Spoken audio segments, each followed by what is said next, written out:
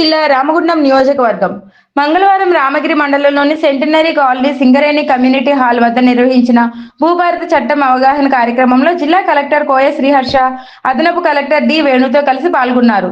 భూభారత చట్టంలోని వివిధ అంశాలను కలెక్టర్ రైతులకు, ప్రజలకు పవర్ పాయింట్ ప్రెజెంటేషన్ ద్వారా వివరించారు. ఈ సందర్భంగా జిల్లా కలెక్టర్ కోయ శ్రీహర్ష మాట్లాడుతూ మనకి ఎటువంటి ఆప్షన్ తీసుకుంటే నేను సేఫ్టీ రాసుకున్నాను అంటే దానికి ఎటువంటి ఆప్షన్ లేదు. జనరల్ కొంతమంది ఏం రాసుకుంటారంటే నేను అమ్ముతుందంటే నాకు ఎట్లా వచ్చింది భూమి లేకపోతే అదర్ డీటెయిల్స్ కూడా రాస్తా ఉంటాం. ప్రస్తుతం దానిలో అటువంటిది ఏం లేదు. డైరెక్ట్ వెళ్ళి స్లాట్ బుక్ చేసుకుని అమ్మేసేయచ్చు.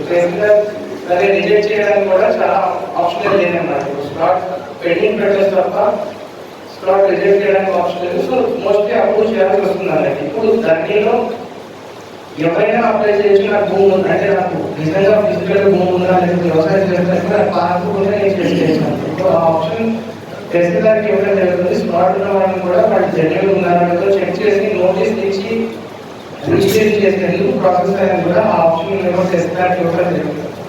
ఇది ఒక మేజర్ చేంజ్ మనం చూసుకోవడం జరిగింది. సెకండ్ థింగ్ వచ్చేసి ఇప్పుడు విరాసత చేస్తున్నాం.